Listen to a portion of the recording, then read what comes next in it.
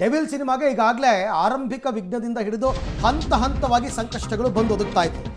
ಈಗ ದರ್ಶನ್ ಅವರ ಡೆವಿಲ್ ಚಿತ್ರಕ್ಕೆ ಮತ್ತೆ ಸಂಕಷ್ಟ. ಈ ಪ್ರಕರಣದಿಂದ ಡೆವಿಲ್ ಚಿತ್ರದಲ್ಲಿ ವಿಲನ್ ಆಗಿದ್ದಾರೆ ವಿನಯ್ ಗೌಡ.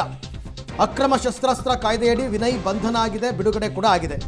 ಇವತ್ತಿನಿಂದ ರಾಜಸ್ಥಾನದಲ್ಲಿ ಶುರುವಾಗಿದೆ ಡೆವಿಲ್ ಚಿತ್ರೀಕರಣ. ವಿನಯ್ಗೆ ಅವಶ್ಯಕತೆ ಇದ್ದರೆ ಕರೆಸ್ಕೊಳ್ತೀವಿ ಅಂತ ಡೆವಿಲ್ ಡೈರೆಕ್ಟರ್ ಹೇಳಿದಾರಂತೆ. ಇದೀಗ ಕಾನೂನು ಸಂಕೋಲೆಯಲ್ಲಿ ಡೆವಿಲ್ ಚಿತ್ರದ ವಿಲನ್ ವಿನಯ್. ಬಟ್ ಈಗ ನನ್ನ ಪ್ರಕಾರ ಇವತ್ತೇನಾದರೂ ಒಂದು ಡಿಸೈಡ್ ಆಗಬೇಕಲ್ಲ, ಸ್ಟೇಷನ್ ಬೇಲು ಅಥವಾ ಕೋರ್ಟ್ ಬೇಲು ಅಂತಂದ್ಬಿಟ್ಟು. ಆಮೇಲಿಂದ ಏನು, ಈಗ ದರ್ಶನ್ಗೆ ಬೇಲ್ ಸಿಕ್ಕಿದೆ, ದರ್ಶನ್ನೇ ಸಿನಿಮಾದಲ್ಲಿ ಶೂಟಿಂಗಲ್ಲಿ ಭಾಗಿಯಾಗ್ತಾರೆ ಅಂದರೆ ವೈ ನಾಟ್ ವಿನಯ್ ಗೌಡ? ವಿನಯ್ ಗೌಡಗೆ ಏನೋ ಕಂಡೀಷನ್ ಹಾಕಿದಾರಾ, ನೀವೆಲ್ಲಾದರೂ ಶೂಟಿಂಗ್ ಹೋಗಬಾರ್ದು ಅಥವಾ ಬೆಂಗಳೂರು ಬಿಟ್ಟು ಹೋಗಬಾರ್ದು ಅಂತ? ಹಾಗೇನೂ ಇಲ್ಲಪ್ಪ. ಇಲ್ಲ, ಆರ್ಮ್ಸ್ ಆಕ್ಟ್ ಅನ್ನೋ ಸೆಕ್ಷನ್ ಅನ್ನು ಕಾಮಿಡಿ ಮಾಡ್ತಿದ್ದಾರೆ, ಕಾಮಿಡಿ ಮಾಡ್ತಾ ಇದ್ದಾರೆ ಅಷ್ಟೇ ಹೊರತು ಐ ಡೋಂಟ್ ಥಿಂಕ್ ಸೊ. ಸಿನಿಮಾಗೆ ಏನು ತೊಂದರೆ ಆಗಲ್ವಾ ಅಂತ ಹಾಗಾದರೆ. ಈ ಬಗ್ಗೆ ಮತ್ತಷ್ಟು ಮಾಹಿತಿ ನನ್ನ ಕೊಲೀಗ್ ಧನು ಅವರಿಂದ ಪಡ್ಕೊಳ್ಳೋಣ. ಧನು, ಈಗ ವಿನಯ್ ಗೌಡಗೆ ವಿಚಾರಣೆ ಕರೆಸಿದ್ದಾರೆ, ಬಂಧನ ಮಾಡಿದ್ದಾರೆ, ಬಿಡುಗಡೆ ಮಾಡಿದ್ದಾರೆ, ಬಟ್ ಎಲ್ಲೂ ಏನೂ ಕಂಡೀಷನ್ಸ್ ಹಾಕಿಲ್ಲ.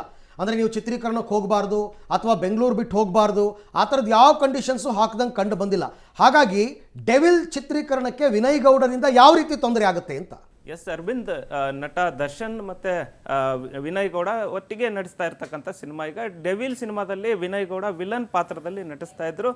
ಈ ಒಂದು ಸಂದರ್ಭದಲ್ಲಿ ಈಗ ಮತ್ತೆ ಈ ಡೆವಿಲ್ ಸಿನಿಮಾಕ್ಕೆ ಈಗ ಮತ್ತಷ್ಟು ಕಾನೂನಿನ ಒಂದು ತೊಡಕು, ಕಾನೂನಿನ ಸಂಕಷ್ಟ ಎದುರಾಗಿರ್ತಕ್ಕಂಥದ್ದು. ಡೆವಿಲ್ ಚಿತ್ರೀಕರಣ ಆರಂಭವಾದಂಥ ಸಂದರ್ಭದಲ್ಲೇ ನಟ ದರ್ಶನ್ ಅವ್ರಿಗೂ ಕೂಡ ಈ ಒಂದು ಕಾನೂನು ಸಂಕಷ್ಟ ಎದುರಾಗಿತ್ತು. ರೇಣುಕಾ ಸ್ವಾಮಿ ಕೊಲೆ ಪ್ರಕರಣ, ಅದರಲ್ಲಿ ಏನೇನೆಲ್ಲ ಆಯಿತು ಅನ್ನೋದು ಕೂಡ ಎಲ್ಲರಿಗೂ ಕಂಡಿರುವಂಥ ವಿಷಯ. ಈಗ ಈ ಒಂದು ಸಿನಿಮಾದಲ್ಲಿ ವಿಲನ್ ಪಾತ್ರ ಮಾಡ್ತಾ ಇದ್ದಂಥ ವಿನಯ್ ಗೌಡ ಅವ್ರಿಗೂ ಕೂಡ ಈಗ ಕಾನೂನಿನ ಸಂಕಷ್ಟ ಎದುರಾಗಿರ್ತಕ್ಕಂಥದ್ದು. ಒಂದು ರೀತಿಯಲ್ಲಿ ಈ ಸಿನಿಮಾ ತಂಡಕ್ಕೆ ಈಗ ಒಂದು ಆತಂಕ ಶುರುವಾಗಿರ್ತಕ್ಕಂಥದ್ದು. ವಿನಯ್ ಗೌಡ ಅವರು ಯಾಕಂದ್ರೆ ಈ ಒಂದು ಸಿನಿಮಾದಲ್ಲಿ ಅವರು ವಿಲನ್ ಪಾತ್ರವನ್ನು ಮಾಡ್ತಾ ಇದ್ರು.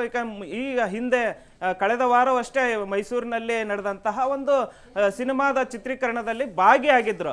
ಆದರೆ ಇವತ್ತಿನಿಂದ ರಾಜಸ್ಥಾನದಲ್ಲಿ ಒಂದು ಶೆಡ್ಯೂಲ್ ನಡೀತಾ ಇದೆ, ದರ್ಶನ್ ಅವರ ಭಾಗದ ಒಂದು ಚಿತ್ರೀಕರಣ ನಡೀತಾ ಇದೆ. ಅಲ್ಲೇನಾದರೂ ವಿನಯ್ ಗೌಡ ಏನಾದರೂ ಇದ್ದಿದ್ರೆ ಅವರಿಗೆ ಒಂದು ಸಂಕಷ್ಟ ಎದುರಾಗ್ತಕ್ಕಂಥದ್ದು. ಮತ್ತೆ ಡೆವಿಲ್ ಚಿತ್ರತಂಡಕ್ಕೆ ಇದೊಂದು ಆತಂಕದ ಸೃಷ್ಟಿ ಆಗ್ತಾ ಇತ್ತು ಅಂತಾನೆ ಹೇಳ್ಬೋದು. ಆದರೆ ಈ ಒಂದು ಭಾಗದ ಚಿತ್ರೀಕರಣದಲ್ಲಿ ವಿನಯ್ ಗೌಡ ಇರದೇ ಇರತಕ್ಕಂಥದ್ದು, ಜೊತೆಗೆ ಅವಶ್ಯಕತೆ ಇದ್ರೆ ನಾವು ಶೂಟಿಂಗಿಗೆ ಕರೆಸ್ಕೊಳ್ತೀವಿ ಅನ್ನೋ ಒಂದು ಮಾತನ್ನ ಹೇಳಿದ್ರು. ನಿನ್ನೆ ಅಷ್ಟೇ ಏನು ಬಂಧನ ಆಗಿದ್ರು ವಿನಯ್ ಗೌಡ ಮತ್ತು ರಜತ್. ಈ ಒಂದು ಏನಂದ್ರೆ ರೀಲ್ಸ್ ಅನ್ನ ಮಾಡಿ ಒಂದು ಸಾರ್ವಜನಿಕ ಸ್ಥಳದಲ್ಲಿ ಅವರು ರೀಲ್ಸ್ ಅನ್ನ ಮಾಡಿ ಒಂದು ಆತಂಕ ಸೃಷ್ಟಿಸಿದ್ದಾರೆ ಅನ್ನೋ ಒಂದು ಶಸ್ತ್ರಾಸ್ತ್ರ ಕಾಯ್ದೆ ಅಡಿ ಅವ್ರಿಗೆ ಒಂದು ಪ್ರಕರಣವನ್ನ ದಾಖಲಿಸಿ ನಿನ್ನೆ ವಿಚಾರಣೆಗೆ ಕರೆದು ಅವ್ರನ್ನ ಬಿಟ್ಟು ಕಳಿಸಿದ್ದಾರೆ. ಬಟ್ ಆದ್ರೆ ಇದು ಚಿತ್ರತಂಡಕ್ಕೆ ಏನು ಆದ್ರೆ ಈಗ ಸದ್ಯಕ್ಕೆ ಇರತಕ್ಕಂಥದ್ದು ಚಿತ್ರತಂಡಕ್ಕೆ ಏನು ಸಂಕಷ್ಟ ಇಲ್ಲ ಅಂತ ಹೇಳ್ಬೋದು. ಆದ್ರೆ ಮುಂದಿನ ದಿನದಲ್ಲಿ ಇದು ಯಾವ ರೀತಿಯಾದಂತ ತಿರುವು ಪಡೆದುಕೊಳ್ಳುತ್ತೆ ಗೊತ್ತಿಲ್ಲ. ಆದ್ರೆ ಮುಂದಿನ ದಿನ ವಿನಯ್ ಗೌಡ ಅವರು ಅಂದ್ರೆ ರಾಜಸ್ಥಾನದ ಭಾಗದಲ್ಲಿ ಅವ್ರು ಇಲ್ಲ, ಮುಂದಿನ ದಿನ ಬೆಂಗಳೂರಿನ ಒಂದು ಚಿತ್ರೀಕರಣದ ಭಾಗದಲ್ಲಿ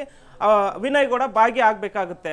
ರೈಟ್, ಥ್ಯಾಂಕ್ ಯು ಧನು, ತಮ್ಮೆಲ್ಲ ಮಾಹಿತಿಗೆ ಧನ್ಯವಾದ. ಮೇಲ್ನೋಟಕ್ಕೆ ನನಗನ್ಸಿದ್ದನ್ನ ಹೇಳ್ತಾ ಇದ್ದೀನಿ, ತುಂಬಾ ಗಂಭೀರ ಸ್ವರೂಪವಲ್ಲದಂತಹ ಪ್ರಕರಣ ಇದು. ಆದರೆ ಪೊಲೀಸರ ನಡೆ ತುಂಬಾ ಅನುಮಾನಕ್ಕೆ ಕಾರಣವಾಗ್ತಾ ಇದೆ. ನೀವು ಆರಂಭ ಶೂರತ್ವ ತೋರಿಸ್ಬಿಟ್ಟು ಪ್ರಕರಣದಲ್ಲಿ FIR ಹಾಕ್ಬಿಟ್ಟು ಆರ್ಮ್ಸ್ ಆಕ್ಟ್ ಹಾಕ್ಬಿಟ್ಟು ಎಲ್ಲ ಮಾಡ್ಬಿಟ್ಟು ಆಮೇಲೆ ನಗೆಪಾಟ್ಲಿಗೀಡಾಗಿದ್ದೀರಾ. ನಿಮ್ಮ ನಡೆ ಹೆಂಗೆ ಬಿಟ್ಟು ಕಳಿಸಿದ್ರಿ ನೀವು ಅಂತಕ್ಕಂಥದ್ದು ನನಗಿನ್ನೂ ಅರ್ಥ ಆಗ್ತಾ ಇಲ್ಲ. ಆಮೇಲೆ ಈ ಸೆಲೆಬ್ರಿಟಿಗಳಿಗೆ ಬುದ್ಧಿ ಭ್ರಮಣೆ ಆಗ್ಬಿಟ್ಟಿದ್ಯಾ ಅಂತ ಕೆಲವರಿಗೆ. ಸೆಲೆಬ್ರಿಟಿ ಸ್ಟೇಟಸ್ ಸಿಗುತ್ತೆ ಈಸಿಯಾಗಿ, ಬಟ್ ಅದನ್ನ ಹೆಂಗೆ ಮೇಂಟೈನ್ ಮಾಡಬೇಕು ಅಂತ ಗೊತ್ತಾಗಲ್ಲ. ಎರಡು ಕಡೆಯಿಂದ ಈಗ ತಪ್ಪಾಗಿದೆ. ಬಟ್ ಶೂಟಿಂಗ್ ಸಮಸ್ಯೆ ಆಗುತ್ತೆ ಅಂತ ನನಗೇನು ಅನ್ಸಲ್ಲಪ್ಪ. ನೋಡೋಣ ಮುಂದಿನ ದಿನಗಳಲ್ಲಿ